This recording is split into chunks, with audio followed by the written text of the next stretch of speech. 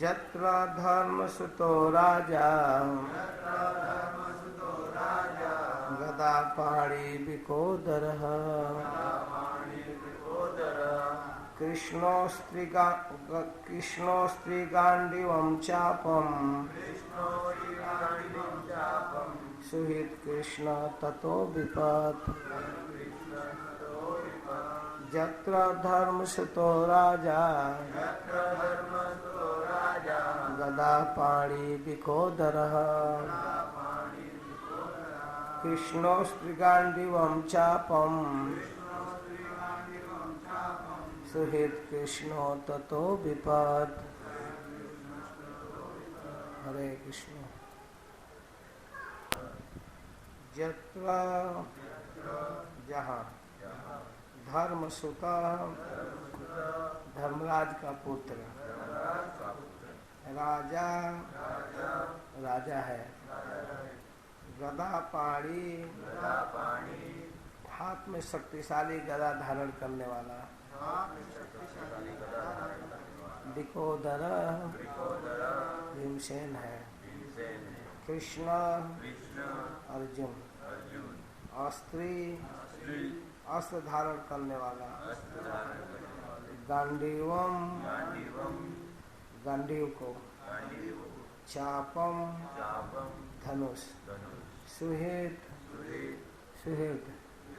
शुभेच्छु कृष्ण भगवान कृष्ण जिनके सुहृद भगवान कृष्ण है तथा उससे वहाँ विपत्ति है अद्भुत आश्चर्य का विषय है ना। यत्र धर्मसुतो राजा गदापाणि विकोदरः कृष्णोस्त्री गांडीवम चापम सुहित कृष्णो ततो विपत्।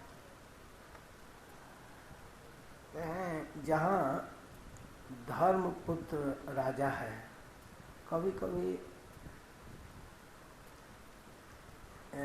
ऐसा विचार है, शास्त्र विचार है कि जहाँ का राजा धार्मिक होता है, पापी होता है, तो वहाँ प्रजा कष्ट होता है, प्रजा दुख भोगती है।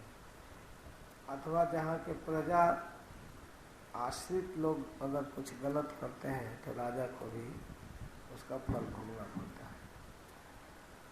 तो राजा जहाँ का धार्मिक है, धर्म पुत्र, साक्षात धर्मराज का पुत्र ही राजा है। अब उसमें अधर्म और पाप की तो कोई कल्पना नहीं किया जा सकता। और जिसके बॉडीगार्ड रक्षक गदापाणि विकोदर भीमसेन जैसे धुरंधर गदा धारण करने वाला वीर जिसके साथ है, किसी प्रकार का आक्रमण, किसी प्रकार शत्रुओं का भय नहीं किया जा सकता।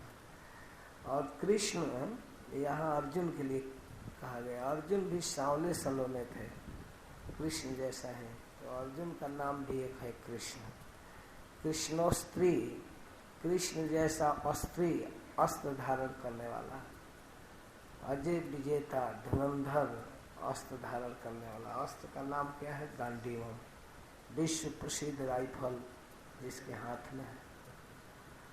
चापम, कहते हैं कि गांडीव जैसा चाप, धनुष जिनके हाथ में है, ऐसे ही वो अस्त्र चलाने में सबसे कुशल द्रोणाचार्य के सर्वोत्तम शिष्य, और जिनके हाथ में गांडीव जैसा अस्त्र है वह अर्जुन जिनका बॉडीगार्ड है, अर्जुन और भीमसेन जिनके साथ। अच्छा, वो तो छोड़ो, हो सकता है कभी अस्त्र विफल हो जाए, लेकिन सपोर्ट करने वाला, साथ देने वाला निकटतम बंधु सुहृद श्री कृष्ण जिनके हैं, कृष्ण सुहृद कृष्ण, कृष्ण जिनके सुहृद हैं, जिनके हित चिंतक हैं, शुभेच्छु हैं। अगर कोई असमर्थ व्यक्ति किसी की शुभ कामना करे ही तो उसे क्या होने वाला है। कभी कभी असमर्थ माता पिता अपने बच्चे के, सभी माता पिता अपने बच्चे से प्रेम करते हैं, उनके प्रति उनकी शुभेच्छा है, सुहृद है, लेकिन बेचारे गरीब हों, असमर्थ हों तो अच्छे स्कूल में एडमिशन नहीं करा सकते।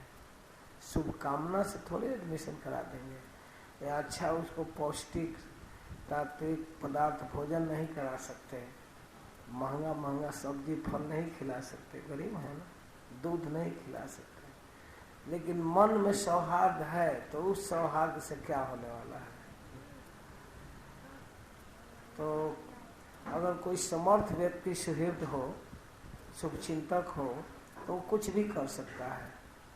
तो सुहृद है श्री कृष्ण जिनके, वो हमेशा मंगल चाहते हैं पांडवों के। ए भाई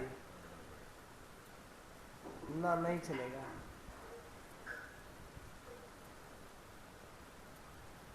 तो सुहृद जिनके कृष्ण हैं उस पर भी विपत है, ततो विपत है, वो भी विपत्तियों का सामना कर रहा है।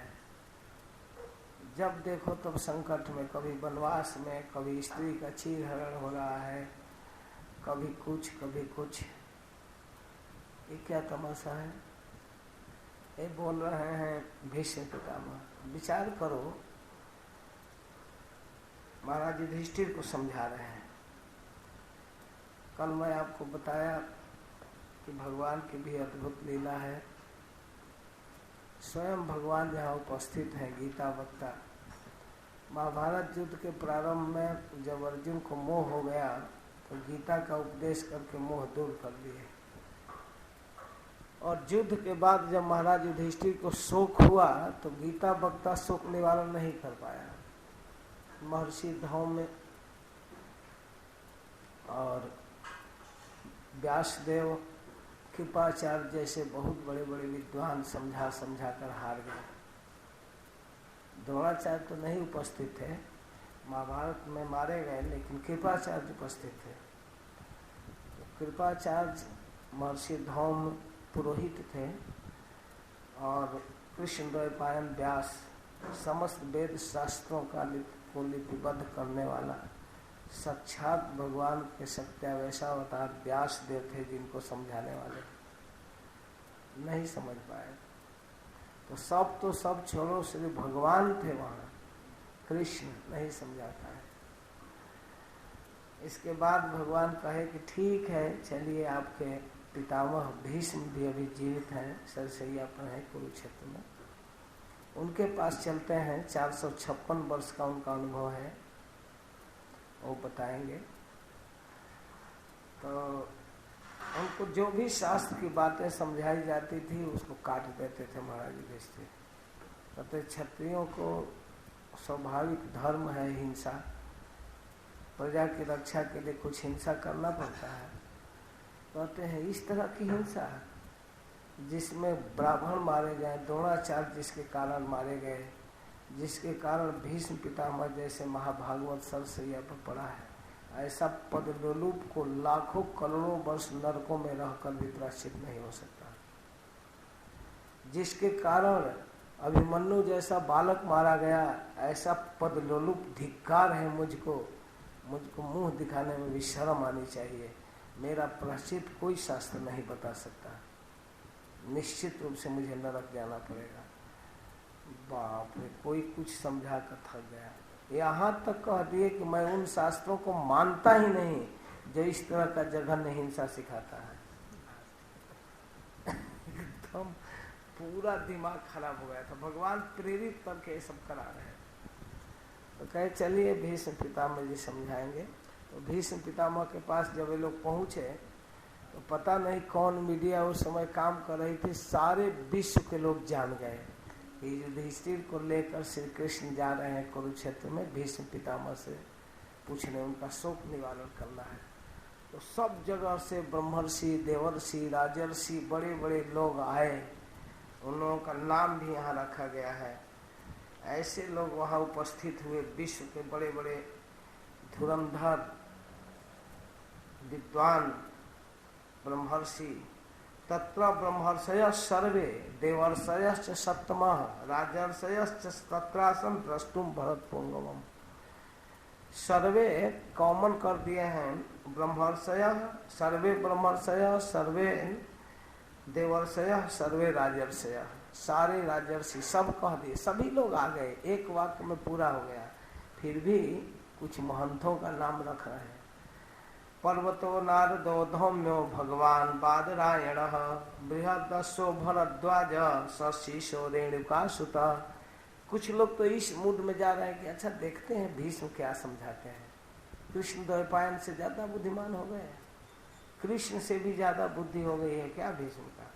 वशिष्ठ इंद्र प्रमत प्रीतो समदोषित, काक्षीवान गौतमोत्तिष्ठ कौशिको सुदर्शन। भगवान रेणुका सुत परशुराम भी आए, उनके गुरुजी भी आए शिष्यों के साथ, सब लोग आए और वहाँ बहुत बड़ा जमावड़ा है, बहुत बड़ा भीड़ है, सुनने जा रहे हैं। तो भीष्म पितामह के सामने आए, सबका यथोचित सम्मान किए, प्रणाम किए, मन ही मन या आंख से प्रणाम किए, हाथ भी नहीं जोड़ सकते थे, स्वागत भी नहीं कर सकते थे, फिर भी किए जैसा उचित था। देश काल विभागवित, देश काल को समझने वाले भीष्म पितामह सबका सम्मान किए। इसके बाद हृदय से भगवान की पूजा किए। इसके बाद पांडुपुत्रानुपासीनान प्रसया प्रेम संगतान, रागाश्रयी अंधीभूतेन चक्षुषा। तो महाराज युधिष्ठिर यदि पांडव लोग भीष्म पितामह के बिल्कुल निकट शांत बैठ गए, जहाँ भीष्म पितामह सरसैया पड़े हैं, उनको घेर कर बैठ गए। भीष्मदेव अपने पौत्रों को निकट बैठा हुआ देखकर हृदय से आशीर्वाद दिए। उनके नेत्रों में आनंद का आंसू निकल रहा था भीष्म पितामह का। केवल पांडु पुत्र नहीं है, वहाँ पर श्री कृष्ण है, वशिष्ठ और गौतम, बड़े बड़े लोग, भगवान परशुराम, सबको देख करके प्रेम और स्नेह से अपलावित हो गए। अंधीभूते न चक्षुषा, वो सोए सोए देखना चाहते थे लेकिन अंधा हो गए। कैसे अंधा हो गए? उनके आंख में बार बार आंसू निकल रहा था और हाथ भी नहीं काम कर रहा था कि पोंछे। रुमाल रुमाल पकड़ कर आंसू पोंछते तो चलो आंसू साफ होता, लेकिन वो एकदम चूने लगा, श्राव जैसा बार बार आंसू निकल रहा था। इतना जस्ट आंसू निकल रहा था कि देख ही नहीं पा रहे थे, थोड़ा सा देखे और आंसू से भर जाता था बार बार। तो अंधीभूते न चक्षुषा, नेत्रों से अपलावित अश्रु के कारण, वो आनंद के अश्रु थे, अति शीतल थे, फिर भी देखने में बाधक हो रहे थे। बहुत ज्यादा आंसू निकल रहा था। विशेष रूप से जब पांडवों को देखे तो पहले तो पांडवों के स्नेह में ही अपलावित हो गए। इसके बाद गुरुजनों को देखे कि यहाँ महर्षि धौम्य, महर्षि व्यास और सब तो सब गुरु परशुराम उपस्थित हैं। इनको देख करके एकदम विह्वल हो गए, इनका हृदय एकदम भर गया आनंद से और प्रेमाश्रु को रोक नहीं सके। उनकी आंखों से स्वतः आंसू प्रवाहित होने लगा और इस प्रकार अत्यधिक संतुष्ट थे, लेकिन प्रेम के कारण रो रहे थे। तो सुनने के लिए सब तैयार हैं, सब लोग वहाँ प्रवचन करने नहीं आए हैं, भीष्म के मुख से सुनना चाहते हैं। तो भीष्म पितामह कह रहे हैं, अहो कष्टम अहो न्यायम यदि यूयम धर्म नंदनः जीवितुम नार्हथ क्लिष्टम विप्रधर्माच्युताश्रयः। अहो कष्टम, अहो महान कष्ट है, तुम लोग साक्षात धर्म के पुत्र हो। यूयम धर्म नंदना, कोई कह सकता है कि ये युधिष्ठिर धर्म के पुत्र थे, अर्जुन भीमसेन नकुल सहदेव तो दूसरे देवताओं के पुत्र थे, लेकिन ये संबोधन कर रहे हैं कि यह कितना बड़ा अन्याय है जो साक्षात धर्म के पुत्र हैं।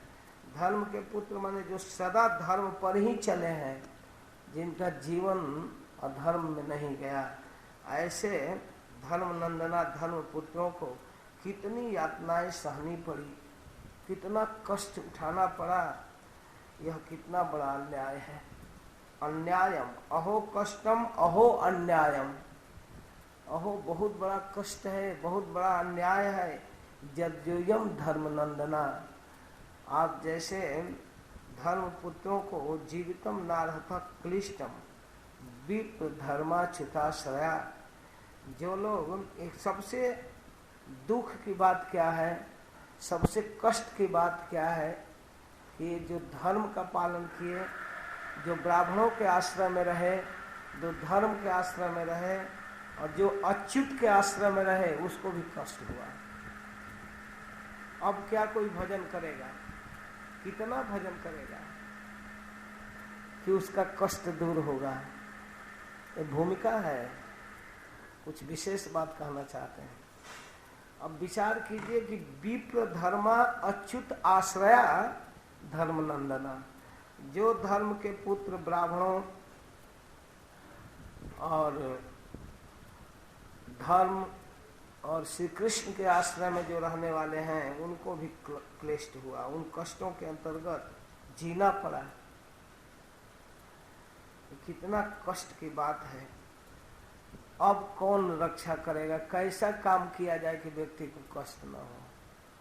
कभी कभी धर्म का आचरण किया जाता है कि सुख मिले, क्या सुख मिलेगा, तो बड़ी भारी निराशा की बात है।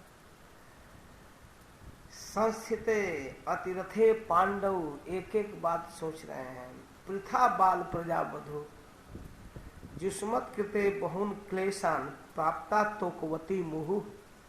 उस भरी सभा में, ब्रह्मर्षि देवर्षि राजर्षियों की सभा में, भीष्म पितामह कुंती महारानी को स्मरण कर रहे हैं, कुंती को स्मरण कर रहे हैं। जहां तक मेरी पुत्र बधु स्नेह में बोल रहे हैं, बधु बधु कुंती संस्थिते अतिरथे पांडव, जो पांडु महाराज जैसे अतिरथी को पति के रूप में प्राप्त की थी, लेकिन असमय में पांडु मरा, बेचारी विधवा हो गई। उस समय बच्चे छोटे छोटे थे, बाल प्रजा, बालक थे बच्चे। ऐसे बच्चों के साथ जो पुत्र वधु कुंती दुखों को झेली है। जुष्मत कृते बहुन क्लेशान, बहुत कष्टों को सही है। प्राप्ता तोकवती मुहु, एक बार चलो कोई कष्ट आया, बार बार उसको कष्ट का सामना करना पड़ा। कुंती के कष्टों पर दुगना सुख प्रकट कर रहे हैं। कुंती देखो, ऐसे महान व्यक्ति की पत्नी थी, अतिरथी पांडु महाराज। दो ऐसे राजा हुए हमारे इतिहास में कि उनको युद्ध नहीं करना पड़ता था, उनके धनुष के टंकार से शत्रु हाथ जोड़ लेते थे एकदम समर्पण। पांडु महाराज अपना धनुष उठाकर टंकार करते तो विपक्ष हाथ जोड़ लेता था एकदम, इतने बड़े थे। इसीलिए पांडु महाराज के मन में एक उत्साह था कि हम राजसूय जग करेंगे। राजसूय जग, राजसूय और अश्वमेध का अंतर समझते हैं? राजसूय और अश्वमेध यज्ञ में अंतर है, मुख्य अंतर कि राजसूय यज्ञ संपूर्ण पृथ्वी के राजाओं को जो अपने अधीन कर लेता है, एक घोड़ा छोड़ता है और घोड़ा सारे विश्व के राज्य दरबार में जाते हैं। उसके साथ एक छोटी सी पुलिस की टोली होती है और उसके गले में स्वर्ण पत्र पर चुनौती लिखा रहता है, ये अमुक राजा का घोड़ा है, आप इसकी अधीनता स्वीकार करो अथवा इसको पकड़ो, युद्ध करो।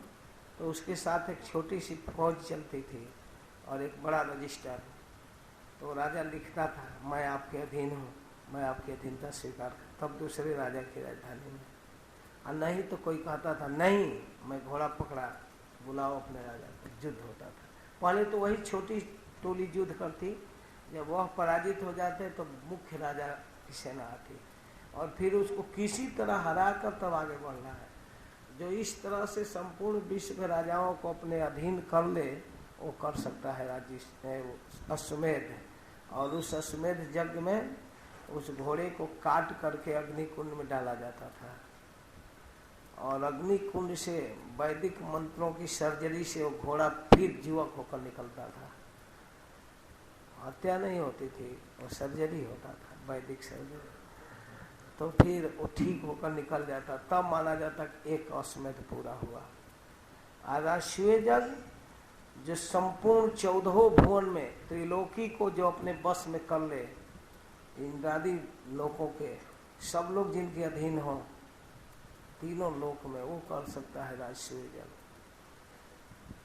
राजस्वीय यज्ञ कर सकता है। जब हिरणाक्ष का बल बढ़ा था, हाथों में खुजली था, तो एक बार पहुंचा, क्या नाम है, वरुण जी के पास। वरुण जी राजस्वीय यज्ञ कर चुके थे, तो हिरणाक्ष कह रहा था जब मैं नहीं था तो राजस्वीय यज्ञ कर लिया, आज करके दिखा। तुम्हारे पास ताकत है तो आज राजस्वीय यज्ञ कर ले। जब मैं नहीं था तो राजस्वीय यज्ञ करने वाला बना था, विश्व ब्रह्मांड को पूरा कब्जा किया था, त्रिलोकी को, आज करके दिखा दो। तो कहे कि बेटा तुम्हारा शेख पूरा हो जाएगा, मैं तो अब बूढ़ा हो गया, युद्ध करना छोड़ दिया। तो इस तरह राजस्वीय यज्ञ वह कर सकता है जो त्रिलोकी को अपने अधीन रखे। तो पांडु महाराज का इतना तेज था कि देवता भी कांपते थे, तो हाथ जोड़ते थे। स्वर्ग आदि देवता, इंद्र आदि स्वर्ग के, ऐसे ऊपर के लोगों में ज्यादा सात्विक लोग हैं, स्वर्ग के ही लोग केवल राज मैनेजमेंट विभाग में हैं, और जन लोग, तप लोग, महल लोग, सत लोग के लोग तो भजन परायण है, कोई अच्छा शासक आवे यही उनकी शुभकामना। वो युद्ध नहीं करते। और नीचे के लोग में भी कुछ असुर लोग हैं जो युद्ध करते हैं, पृथ्वी आदि के रजोगुणी होते हैं। इस प्रकार अपने बल पौरुष से पांडु महाराज सबको अधीन किए थे। तो इनके मन में एक बार उत्साह आया था कि मैं राजस्वीय यज्ञ करूंगा। कुंती से कहे थे, देवी मेरे मन में राजस्वीय यज्ञ करने की लालसा है, लेकिन वो लालसा पूरी नहीं हो पाई, असमय में मृत्यु हो गई। तो कुंती अपने बच्चों से कही कि बेटे तुम्हारे पिता की कामना थी राजस्वीय यज्ञ की, तो उनके लिए तुम राजस्वीय यज्ञ समर्पित करो एक बार, अच्छा होगा। तो महाराज युधिष्ठिर ने राजस्वीय यज्ञ किया। तो महाराज युधिष्ठिर को युद्ध करके अधीन नहीं करना पड़ा था, अपने आप सब लोग उनके अधीन थे। तो उनका निमंत्रण केवल भेजा गया, सबने स्वीकार किया, सब लोग आए। तो राजस्वीय यज्ञ भगवान के अध्यक्षता में किया गया। तो इस प्रकार, और उसी प्रकार एक दूसरा वीर थे महाराज दशरथ, भगवान के पिता। दशरथ जी के बाणों का टंकार सुनकर कोई शत्रु सामने नहीं आता था, वे भी स्वर्ग में सहायता करने गए थे इंद्र को। तो ऐसे महारथी जिसका पति हो, वह असमय में मर जाए तो उस स्त्री के ऊपर क्या बीतेगा। बेचारी कुंती, हमारी पुत्र वधु, वधु कह रहे हैं, विधवा हो गई, पृथा, पृथा बाल प्रजा वधु, पृथा कहकर नहीं रह पाए, अति स्नेह में वधु कह रहे हैं। पृथा कहते तो थोड़ा दूर का की कथा होती, वधु कह रहे हैं, जो हमारी वधु है। वह पृथा बाल प्रजा थी, छोटे छोटे बच्चे जिनके थे, वह जुस्मत कृते, तुम लोगों के कारण, तुम लोगों को पालन करने के कारण बहुत क्लेशान प्राप्त, बहुत कष्ट उठाई। पांडवों से कह रहे हैं तो कुवती मुहु, तो और तुम लोग बड़े हो गए तब भी बेचारी कष्ट उठाई,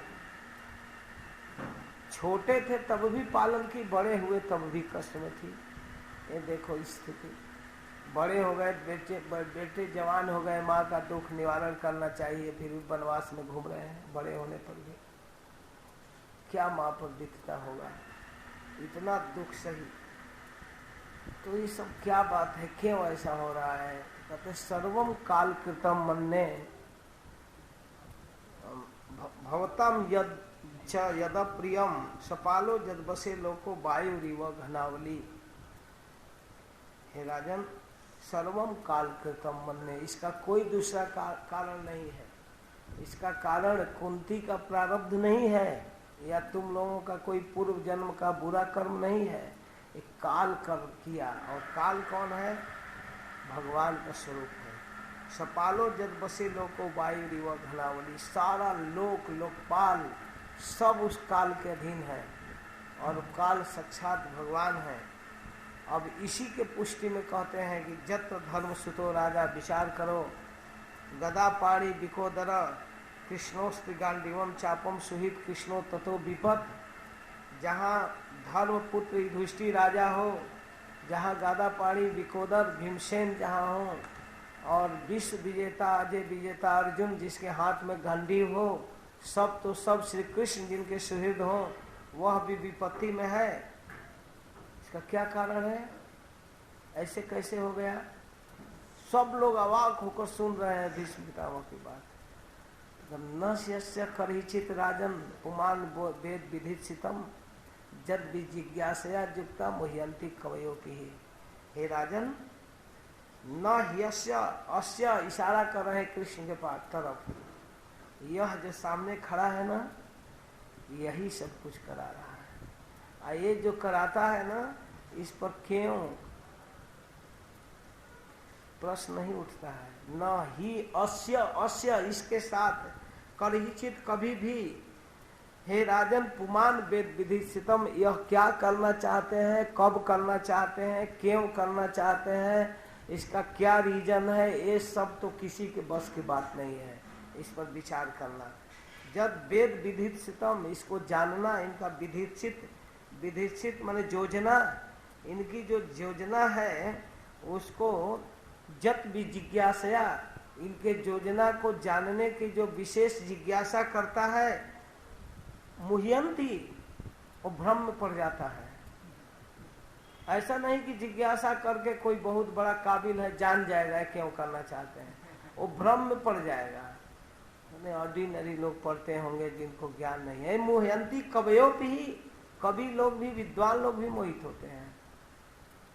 ऐसा मत समझो कि इनके विषय में जिज्ञासा करके, कुछ तत्व विचार करके, कुछ मंथन करके निष्कर्ष निकल जाएगा। कुछ निष्कर्ष नहीं निकलने वाला। क्यों करना चाहते हैं यह कोई नहीं निर्णय कर पाता है, कोई नहीं। इनके द्वारा ही सब कुछ हुआ है। तुम लोगों को निमित्त बनाकर सारे विश्व के भार को दूर किया गया है। तुम लोगों को कारण बनाया गया, निमित्त बनाया गया है। ये इनकी योजना है। ये तुम्हारे प्रारब्ध की योजना नहीं है वन में जाना। ये तुम्हारे पाप का कारण नहीं है, बुरे कर्मों का रिजल्ट नहीं है। सभा में द्रौपदी को अपमान करना, ये सब इनकी योजना है। और जब इनकी योजना है तो इसमें क्यों, क्या, अधर्म अधर्म तो कोई गुंजाइश ही नहीं है। कितने सुंदर ढंग से समझा रहे हैं भीष्म पितामह। अरे अधर्म तो तब माना जाता है जब तुम्हारा कर्म हो, तुम्हारी योजना हो, तुम्हारा निर्णय हो, तुम्हारा प्लानिंग हो, तब ना। तुम अपना प्लान करके, महाराज युधिष्ठिर के विषय में सुप्रसिद्ध श्लोक है, 13 के 14 में या 12 में, 12 अध्याय निकालो, 4था 5वां श्लोक, एकदम शुरू में ही है। संपदा 5वां श्लोक, संपदा क्रतो लोका महिषी भ्रातरो मही जम्बू दीपाधिपत्यम च जशश्च त्रिदिवम गतः। इसके बाद दूसरा श्लोक 6वां, किमते कामासुरस्प्राहा मुकुंद मनसो द्विजा अधिक जरहुर मुदम राज्ञ क्षुदितस्य जथेतरा जथेतरे। इन दोनों श्लोकों का अर्थ क्या है? सुत गोस्वामी कहते हैं कि संपदा क्रतो लोका, संपत्ति यज्ञ करके इतना प्राप्त हुआ था, सारे लोक जिनके अधीन थे। संपदा क्रतो लोका, बड़े बड़े यज्ञ करके लोक प्राप्त किए थे। और महिषी विश्व सुंदरी द्रौपदी जिनकी पत्नी थी, और भ्रातरों भीमसेन और अर्जुन जैसे भाई थे, सारा भूमंडल जिनका अधीन था। जम्बू दीपाधिपत्यम च, पूरा जम्बू द्वीप का अधिपति थे। जशश्च त्रिदिवम गतः, तीनों लोकों में जिनका जस फैला हुआ था। और कीमती कामा सुरस्प्राहा मुकुंद मनसो द्विजा, लेकिन ये ऐश्वर्य राज वैभव महाराज युधिष्ठिर के मन को प्रसन्न नहीं कर पाया। ऐसी संपत्ति थी सुरस्प्राहा, देवता भी जिसकी स्पृहा करते थे। महाराज युधिष्ठिर के राज दरबार में इंद्रादि देवता बैठते थे आकर, और देखकर वैभव सोचते थे कि ऐसा राज्य हमें होता। अमरावती को भी तिरस्कृत करने वाला वैभव था, लेकिन मन इनका उन वैभवों में नहीं था। हे विप्रों, हे ब्राह्मणों, मुकुंद मनसो द्विजा, मुकुंद में उनका मन था, इसलिए वो राज्य वैभव और मान सम्मान, महाराजा धिराजा की जय, वो सब कैसे लगता था। अधि जरहुर मुदम राज्ञ क्षुदितस्य जथे तरे, जैसे भूखे प्यासे व्यक्ति को, खूब प्यासा है, खूब भूख लगा है, कोई शक चंदन माला पहना रहा है, चंदन लगा रहा है, आरती उतार रहा है, उस व्यक्ति को जैसे वो सब बुरा लगता है, वैसे महाराज को बुरा लग रहा था। कोई प्यासा भूखा व्यक्ति है, पानी, रुकिए अभी आरती करेंगे, तो पानी नहीं, अभी चावल डुला रहे हैं, पानी, माला पहनाते हैं, तो ये तो मार देगा तमाचा, क्या नाटक कर रहे हो, मुझको पानी चाहिए। जो प्यासा व्यक्ति है उसको आरती उतारे हैं, तो जैसे क्षुदितर व्यक्ति को अधिक जरहुर मुदम राज्ञ, वो सब ये सब किया जाता है, उसकी प्रसन्नता के लिए इतरे अन्य वस्तुओं को दिया जाता है, तो उसको जैसे अच्छा नहीं लगता है, वैसे महाराज युधिष्ठिर को अच्छा नहीं लगता था। उनका एक सुप्रसिद्ध नाम है अजात शत्रु। अजात शत्रु का अर्थ है जिनका शत्रु जन्मा ही नहीं, तो फिर क्यों भाला उठाकर लड़ रहे थे, प्रश्न होगा ना। कोई शत्रु था ही नहीं, अपने जीवन में दुर्योधन को कभी दुर्योधन कहे ही नहीं। सारा दुनिया दुर्योधन कहता था, वो सुयोधन कहते थे, सुयोधन। और भीमसेन से प्रायः रोज लड़ाई होती रहती थी। आप हमेशा दुर्योधन की प्रशंसा करते हैं, कहे देखो उसके पिता राजा हैं, अंधा होने के कारण हमारे पिताजी को राज मिला, उसका अधिकार है, राजा का बेटा वही है। अगर इस तरह की कोई लालसा उसके मन में है तो ये उचित है, वो गलती में नहीं है। कभी निंदा ही नहीं करते थे दुर्योधन, कभी नहीं। एक बार वनवास काल में एक गंधर्व दुर्योधन को अरेस्ट कर लिया। वो लोग पांडव लोग वहीं रुके थे कुछ काल के लिए, दुर्योधन आकर पिकनिक मनाने लगा और इतना वैभव प्रदर्शन कर रहा था। तब तक वो गंधर्व अर्जुन का मित्र था, आया, देखा तो ओहो, पांडवों को दिखा दिखा कर खेल तमाशा कर रहा है, बाजा बजा रहा था, माइक लगाकर हल्ला कर रहा था। तो बस उसको मना किए जाकर, गंधर्व यहाँ क्या तमाशा किए हो, ये पांडव लोग वनवास का समय काट रहे हैं, तुम यहाँ मस्ती कर रहे हो, जाओ यहाँ से। तो वो नहीं माना, तो दोनों में युद्ध हो गया। युद्ध में वो गंधर्व दुर्योधन को अरेस्ट कर लिया, अरेस्ट करके बुरी तरह घसीटते हुए ले जाने लगा। महाराज युधिष्ठिर देख लिए, कहे भीमसेन जाकर छुड़ा देता है कि अच्छा हो रहा है ना, अर्जुन छुड़ा दो। तो अर्जुन गए, कहे कि ऐसा नहीं है, हम आपस में 100 और 5 भले लड़ रहे हैं, लेकिन दूसरों के लिए 105 है। हमारे सामने सुयोधन को इस तरह सताया जाए, नहीं सह सकता। तो अर्जुन गए और अर्जुन जाकर कहे कि भैया छोड़ दो, महाराज का आदेश है। तो कहा रही आप आ गए बचाने के लिए? नहीं, ये तो मैं आपके तरफ से इसको मार रहा हूँ, सता रहा हूँ इस दुष्ट को। अर्जुन का मित्र था वो गंधर्व। तो अर्जुन कहे कि भैया महाराज का आदेश है। तो कहे महाराज को समझाओ ना। नहीं, समझाने का काम हमारा नहीं, हमारा काम उनका आदेश पालन। बात तो आगे प्रेम से हुई, लेकिन बात बढ़ गई। गंधर्व कहा कि नहीं, इसको निश्चित रूप से ले जाऊंगा, सताऊंगा, पीटूंगा, मारूंगा। तो कहे कि हो गया बस छोड़ दो, छोड़। सुन रहा था दुर्योधन, सब सुन रहा था। बात बढ़ती बढ़ती युद्ध हो गई आपस में, और अजय विजेता अर्जुन गंधर्व को अरेस्ट कर लिए, पकड़ लिए। भैया मित्र हो, हत्या तो नहीं करूंगा, चले जाओ। छोड़ दिया। फिर तो गंधर्व तो छीन गया, उसको तो बुरा लगा, हालांकि बहुत दुर्व्यवहार नहीं किया, छोड़ दिया, चला गया। और दुर्योधन का बंधन खोलकर अर्जुन, हे भैया जाओ। दुर्योधन क्या सोचता है उल्टा, देखिए दुष्टों की सोच, उनकी दृष्टिकोण कैसी होती है। कहता देखो एक योजनाबद्ध था, अर्जुन का मित्र है, पहले तो उसके द्वारा अरेस्ट कराया और अब आकर छुड़ा रहा है। एक योजनाबद्ध, ऐसा नहीं है पहले उसके कहने से ही, अर्जुन के कहने से ही मुझको अरेस्ट किया और फिर आगे आकर छुड़ा रहा है। योजनाबद्ध है, गलत विचार होता ही है। तो इस प्रकार महाराज युधिष्ठिर का मन युद्ध में नहीं था और न राज वैभव में था। फिर प्रश्न होगा तो युद्ध क्यों किए? मुकुंद मन सो दिजा, यह वाक्य बहुत महत्वपूर्ण है। मन मुकुंद में था, मुकुंद की इच्छा समझकर युद्ध किए, बस और कुछ नहीं। भगवान चाहते हैं कि युद्ध करना है, युद्ध करना है, अपनी इच्छा नहीं है, कोई क्रोध नहीं, लेकिन ब्राह्मणों के साथ युद्ध किए, हत्या किए, कोई मन में कामना नहीं, फिर भी विवाह करना, ये सब भक्तों का विचित्र व्यवहार। जो निष्कामता का वरदान प्राप्त कर चुके हैं, वैसे प्रहलाद को विवाह करना पड़ा। सोचिए, जो नृसिंह देव से ही निष्कामता का वरदान प्राप्त किए, आगे तो कुछ नहीं मांग रहे थे, नृसिंह देव उत्साहित कर रहे थे, बेटा कुछ मांग लो मांग लो, नहीं। फिर प्रहलाद को क्रोध भी आ गया, मुझे बनिया समझते हैं क्या, सौदा करने आया हूँ, कुछ भजन किया तो बदला में चाहिए। अरे बेटा मेरी इच्छा है, कुछ मांग लो। तब कहे कि मुझे निष्कामता का वरदान दे दीजिए, कभी भी किसी वस्तु की कामना न हो। ठीक है तथास्तु, दे दिए, लेकिन आज्ञा भी दिए कि तुम अपने पिता के राज्य को स्वीकार करो और विवाह करो। नहीं इच्छा है फिर भी विवाह किए, अपनी इच्छा से नहीं, नृसिंह देव की प्रसन्नता के लिए।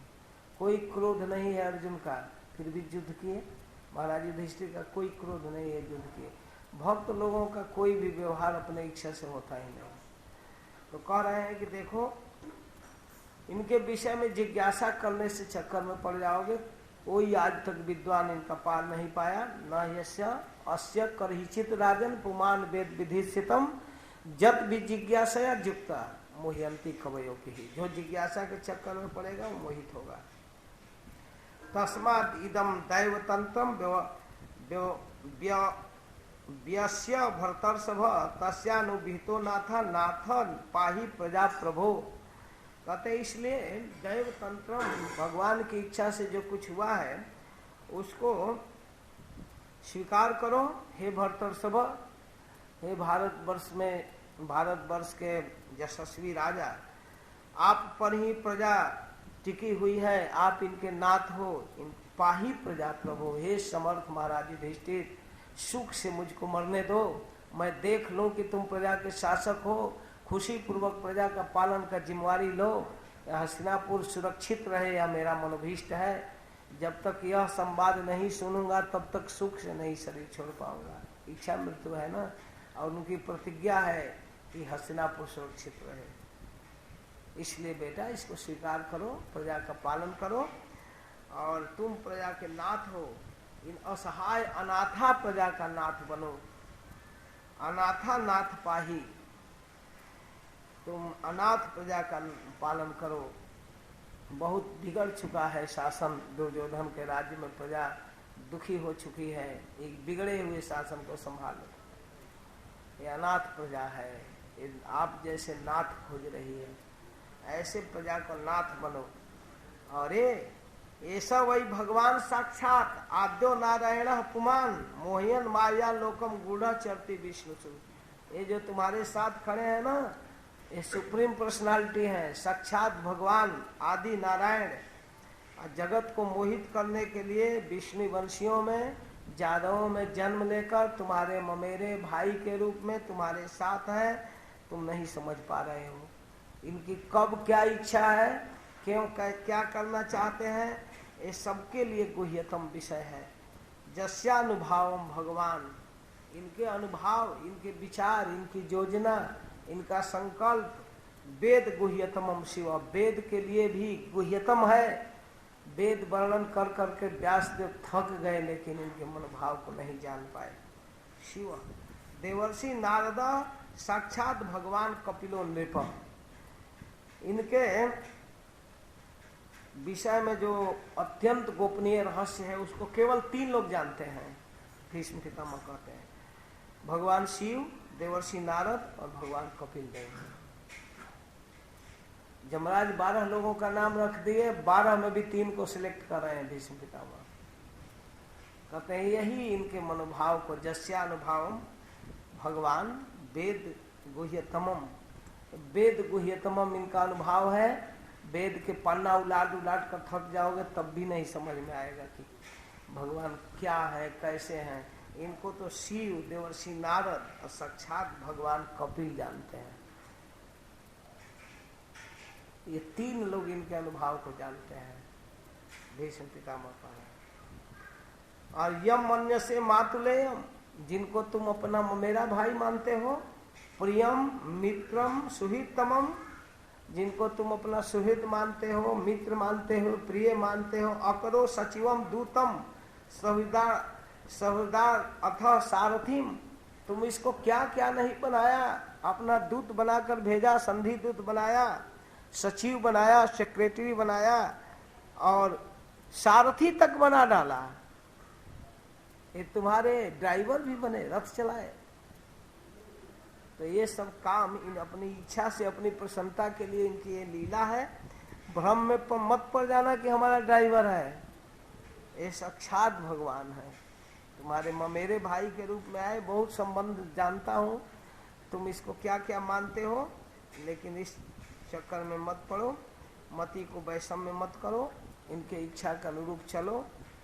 ये जो चाहते हैं वही करना है बेटा, ज्यादा बुद्धि नहीं लगाना है, समझा। इनकी इच्छा है कि हस्तिनापुर स्वीकार करो, हस्तिनापुर के राज सिंहासन देने के लिए ड्राइवर बनकर, सारथी बनकर युद्ध कराए। देखो इनकी लीला। इसलिए बेटा इनकी प्रसन्नता के लिए राज स्वीकार करना है। हम सभी भक्तों का यही कर्तव्य है। यहाँ तक कहते कहते भीष्म पितामह एकदम भक्ति के उच्चतम धरातल पर आ गए। धीरे धीरे हमारा मन, हमारी बुद्धि, सब कुछ इन्हीं की प्रसन्नता के लिए होना चाहिए। हम वैष्णव का यही कर्तव्य है कि अपना बुद्धि नहीं लगाना है। तत्कृतम मति वैषम्य निर्वद्यस्य न क्वचित सर्वात्मना समदिशो, कुछ भी अपने बुद्धि नहीं लगाना है, सब इनकी इच्छा से करना है। सबके जन जन के हृदय में विद्यमान है, ये समान रूप से दयालु है। मिथ्या अहंकार से मुक्त रहना चाहिए। भगवान को कोई अहंकार नहीं, कोई विषमता नहीं। जो कुछ कर रहे हैं वे लोगों के हित के लिए कर रहे हैं। हम भक्तों का कर्तव्य है इनकी इच्छा में अपनी इच्छा मिलाना, जो कुछ ये चाहे वही करना। ऐसा नहीं कि अपना योजना, अपना प्लान। तो ऐसे एकांत भक्त लोग इनकी बातों को स्वीकार करते हैं। तो बड़े बड़े योगी लोग अपना मन इनमें लगा करके साक्षात इनका दर्शन करके अपना शरीर छोड़ते हैं। ऐसी बातें कहने लगे कि धीरे धीरे इस मूड में आ गए। इन्हीं में मन लगाकर योगियों का योग सार्थक होता है। जब तक इनमें मन नहीं लगता और दूसरे जगह मन लगा है तो योग व्यर्थ हो जाता है। तो यन में सुयं त्यजतः साक्षात कृष्णो दर्शन मागतः। तो बेटा भक्त्यावेश मनोजस्मिन वाचायन नाम कीर्तयन, ये सब कल बताएंगे, केवल थोड़ा सा बतलाते हैं। त्यजन कलेवरम योगी मुच्यते काम कर्म भी। बड़े बड़े योगी लोग इनमें मन लगाकर वाणी से इनका नाम उच्चारण करते हुए शरीर छोड़ते हैं। इसका मतलब अब वह मूड मेरा भी हो गया है। चलो भीष्म, उनसे बातें हो गई, उनको 2-4 वाक्य में समझा दिए। भागवत में विस्तार से नहीं है, महाभारत में है क्या क्या समझाए भीष्म पर्व में, और उसमें सब कुछ समझाए हैं। तो आगे सूत गोस्वामी कहते हैं कि बहुत कुछ बतलाए। राज धर्म राजनीति, दान धर्मान, राज धर्मान, मोक्ष धर्मान, विभाग सह, स्त्री धर्मान, भगवत धर्मान, समास व्यास योगतः, किसी को संक्षेप में, किसी को व्याख्या करके भगवत धर्मान, भागवत धर्म पर भी प्रवचन किए। दान धर्मान, राज धर्मान, लेकिन इसके पहले क्या कह दिए जानते हैं सदेव देव भगवान प्रतीक्षताम। प्रभु सारे देवों के देव हे आराध्य श्री कृष्ण हमारी प्रतीक्षा कीजिए। कलेवरम यावदिदम हीनो में हम, मैं शरीर जब तक न छोड़ दूं तब तक आपको यहाँ रहना है। और युधिष्ठिर महाराज से बात करके भगवान के तरफ बोलने लगे कि तब तक आपको यहाँ उपस्थित रहना है। बड़े अच्छे मौके पर आ गए। मैं अपना मन, अपनी बुद्धि, अपनी इंद्रियां, अपनी वाणी जब तक पूर्ण रूप से आप में लगा न लूं, शरीर छोड़ने का एकदम बेस्ट स्थिति क्रिएट न हो जाए, तब तक आप यहाँ रहिए। प्रतीक्षता, मेरी प्रतीक्षा कीजिए। प्रसन्न हासारुण लोचनन लोसत, इसी तरह मुस्कुराते रहिए, मैं देखता रहूं। मुखाम बुझो ध्यान पथ चतुर्भुजा, मेरे ध्यान में यह सुंदर रूप रहे, आप यहाँ उपस्थित रहे। भगवान को आदेश कर दिए। ये है भक्ति का उत्तर। तो भगवान कहने लगे अरे जो पूछना है पूछ लीजिए, जल्दी कीजिए। हमारे टीकाकार कहते हैं चक्रवर्ती ठाकुर की भगवान इशारा करते हैं पूछो, ये मूड में हो गए शरीर छोड़ने, जल्दी पूछो जो पूछना है। आगे की राजनीति पूछना है, कुछ कर्तव्य पूछना है तो पूछो। तो युधिष्ठिर तदा करना शयानम सरपंजरे, तो महाराज युधिष्ठिर निकट आ गए। पितामह मैं भी कुछ जिज्ञासा लेकर आया हूँ।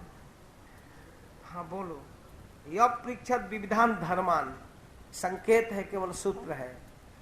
जब महाराज युधिष्ठिर ने विविधान धर्मान पृच्छद पूछे, ऋषिणाम चानुषिण्वताम, सारे ऋषियों को सुनाते हुए, जहाँ भगवान परशुराम श्रोता है, व्यास देव श्रोता है, ऋषिणाम चानुषिण्वताम सबको सुनाते हुए, पुरुष स्वभाव विहितान यथा वर्ण यथा समम, वैराग रागोपाधि सबको, वैराग राग वर्णाश्रम स्त्री धर्म ब्रह्मचारी सन्यासी गृहस्थ सारे धर्मों के विषय में महाराज पूछे।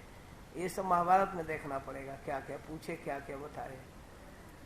और सब कुछ बताते हुए दान धर्मान, राज धर्मान, मोक्ष धर्मान, ये सब पूछ रहे हैं। व्यवहारिक संसारिक धर्म, स्त्री धर्मान, सब कुछ। भागवत धर्मान, महाराज युधिष्ठिर जब फाइनल भागवत धर्मान बतलाए तो वो प्रश्न किए तो किस रूप में बताए? जो ज्यादा आवश्यक नहीं था उसको समास में, और जो ज्यादा आवश्यक था उसको व्यास में। समास व्यास योग्यता, ऐसा नहीं कि सबको एक भाव में ही। जो जरूरत नहीं है, कुछ कभी कभी कुछ ऐसे फालतू प्रश्न भी पूछ दिया जाता है जो प्रैक्टिकल नहीं है। जिज्ञासा होती है मन में तो उसको संक्षेप में कहना चाहिए। और जो स्वरूप धर्म है, भक्ति पोषक है, उसको विस्तार से। तो समास व्यास योग्यता ऐसे प्रवचन किए। इसके बाद मन भगवान में लगाकर, इस भगवान के चरणों में मन लगाकर भगवान के सामने स्तुति करने लगे। कहे हे प्रियतम श्री कृष्ण, आप उपहार स्वीकार करते हो, मेरे पास भी कुछ है और मैं आपको देना चाहता हूँ। वो क्या? आप स्त्रियों से बहुत प्रेम करते हैं, मेरे पास भी मेरी एक बेटी है, उसको ले लीजिए। ब्रह्मचारी जी के पास एक बेटी है स्त्री, वो क्या है? इति मति रूप कल्पिता वितृष्णा, मेरी जो मति है एकदम साफ सुथरी, वितृष्णा कोई लालसा कोई कामना नहीं है। ऐसे मति को हे भगवती, आप भगवान के सात्वत पुंगवे विभूनि, आपके चरणों में मैं अपनी मति को देना चाहता हूँ। मेरे पास अब कोई बाहरी वस्तु नहीं रह गया है, मैं कुछ आपको एक फूल भी देने लायक नहीं हूँ, एक कंडीशन है। लेकिन ऐसे सरसैया पर पड़े हुए व्यक्ति अपनी मति, अपनी कॉन्शियसनेस कृष्ण को दे सकता है। यह है कृष्ण कॉन्शियसनेस। और उस कॉन्शियसनेस में तृष्णा नहीं होनी चाहिए, भोगों की लालसा नहीं, वितृष्णा मति दे रहा हूँ। सबसे बड़ा उपहार दिए भगवान के चरणों में, इसको आप स्वीकार कीजिए। तो ये सब बहुत अच्छा प्रसंग है, आप पढ़ते रहिए, आस्वादन कीजिए। हरे कृष्ण, जय श्री कृष्ण।